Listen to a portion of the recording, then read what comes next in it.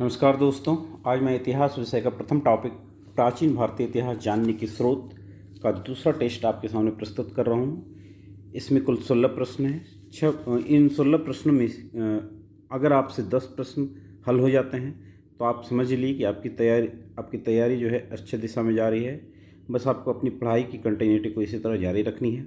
तो आइए शुरू करते हैं। पहला प्रश्न, मैं कवि हूँ, मेरे पिता वैद्य हैं, मेरी माता अन्न पीसने वाली है। यह कथन किसका है? आपके सामने ऑप्शन है अंगिरस, दर्गमाह, साकल और लगध मुनि। तो इसका आंसर है अंगिरस ऋषि। क्लियर है? अब दूसरा महत्वपूर्ण क्वेश्चन आपके सामने, ज्योतिष के प्राचीनतम आचार्य कौन थे? हम जानते हैं कि ज्योतिष विद्या जो है वह विश्व का प्राचीनतम विज्ञान है और इस प्राचीनतम विज्ञान के प्राचीनतम आचार्य के रूप में किन्हें जाना जाता है? आपके सामने ऑप्शन है लगध मुनि, कपिल मुनि, च्यवन मुनि और दृगमाह मुनि। तो इसका आंसर है लगध मुनि।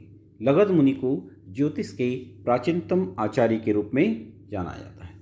अब आपके सामने अगला क्वेश्चन बनता है, विवाह सूक्त किस मुनि द्वारा रचित है? आपके सामने ऑप्शन है अंगिरस मुनि, दृगमाह मुनि, साकल मुनि और लगध मुनि। हम जानते हैं कि विवाह में जो मंत्रों का उच्चारण किया जाता है वह विवाह सूक्त से संबंधित है और इस विवाह सूक्त के मंत्रों की रचना दृगमाह ऋषि द्वारा की गई थी। अगला क्वेश्चन आपके सामने है, किस पुराण में गणेश पूजा का सर्वप्रथम उल्लेख हुआ है? आपके सामने ऑप्शन है अग्नि पुराण, मत्स्य पुराण, वायु पुराण और विष्णु पुराण। तो इसका आंसर है अग्नि पुराण। अग्नि पुराण में सबसे पहले गणेश पूजा का उल्लेख किया गया है। अगला महत्वपूर्ण क्वेश्चन आपके पास, किस वेद में विष्णु के वामनावतार के 3 पगों का उल्लेख है? हम जानते हैं कि विष्णु ने अपने वामनावतार में अपने 3 पगों में पूरी सृष्टि मतलब स्वर्गलोक, पाताल लोक और पृथ्वीलोक को नाप लिया था। तो विष्णु के वामनावतार के 3 पगों का उल्लेख जो है वह किस वेद में है? आपके सामने ऑप्शन है ऋग्वेद, यजुर्वेद, सामवेद और अथर्ववेद। तो इसका आंसर है ऋग्वेद। क्लियर है?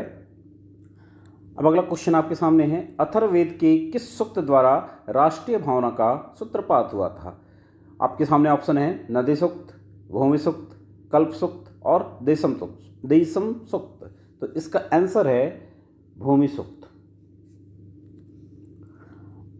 अगला क्वेश्चन आपके सामने है, चापर चापिंग पेबल संस्कृति भारत के किस राज्य में विकसित हुई थी? आपके सामने ऑप्शन है मद्रास, पंजाब, राजस्थान और असम। तो इसका आंसर है पंजाब। पंजाब के सोहन नदी घाटी क्षेत्र में चापर चपिंग संस्कृति का विकास हुआ था। अगला क्वेश्चन आपके सामने है, पंचम वेद किसे कहा जाता है? हम जानते हैं कि वेद हमारे 4 हैं, इन ऋग्वेद, यजुर्वेद, सामवेद और अथर्ववेद। तो 5वें वेद के रूप में निम्न में से किसे जाना जाता है? तो ऑप्शन है आपके सामने उपनिषद, उपवेद, रामायण और पुराण। तो इसका आंसर है पुराण। पुराण को पंचम वेद के रूप में जाना जाता है। अगला क्वेश्चन है, संस्कृत भाषा में लिखा गया बौद्ध धर्म ग्रंथ कौन सा है? आपके सामने ऑप्शन है कथावस्तु, दीपवंश, ललित विस्तार और दिव्यावदान।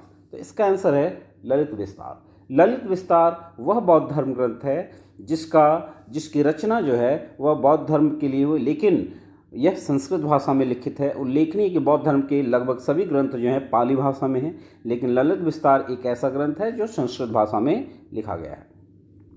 अगला क्वेश्चन आपके सामने, जैन साहित्य में पुराण को क्या कहा जाता है? जैन साहित्य में पुराणों को किस नाम से जाना जाता है? आपके सामने ऑप्शन है चरित, आगम, निगम और आचरांक। तो इसका आंसर है चरित। चरित जो है वह जैन साहित्य में पुराणों को चरित के रूप में इस्तेमाल किया गया है।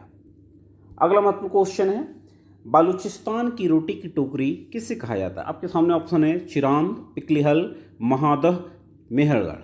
तो हम जानते हैं मेहरगढ़ जो है अफगानिस्तान का वर्तमान में अफगानिस्तान का क्षेत्र, बलूचिस्तान जो अफगानिस्तान का क्षेत्र है, तो बलूचिस्तान का मेहरगढ़ क्षेत्र जो है वह रोटी की टोकरी के रूप में जाना जाता है। अगला क्वेश्चन आपके सामने, किस मध्य पाषाण कालीन स्थल पर एक बड़ा कसाई खाना मिला है? कसाई खाना या बूचड़ खाना मिला है? आपके सामने ऑप्शन है चिरांद, पिकलिहल, महादह और मेहरगढ़। हम जानते हैं महादह जो है वो मध्य पाषाणकालीन एक ऐसा स्थल है जहाँ पर एक बड़ा कसाई खाना मिला है। तो आंसर है इसका 3rd नंबर महादह। अगला महत्वपूर्ण क्वेश्चन आपके सामने है, अहाड़ या बनास संस्कृति निम्न में से किस स्थान में पाई गई थी? आपके सामने ऑप्शन है जयपुर के निकट, अलवर के निकट, उदयपुर के निकट और गंगानगर के निकट। तो अहाड़ संस्कृति राजस्थान में विकसित संस्कृति थी और यह संस्कृति जो है राजस्थान के उदयपुर के निकट डेवलप हुई थी। तो इसका आंसर है उदयपुर के निकट। अगला महत्वपूर्ण आपके सामने क्वेश्चन है, जोरबी संस्कृति निम्न में से किस स्थल में पाई गई है?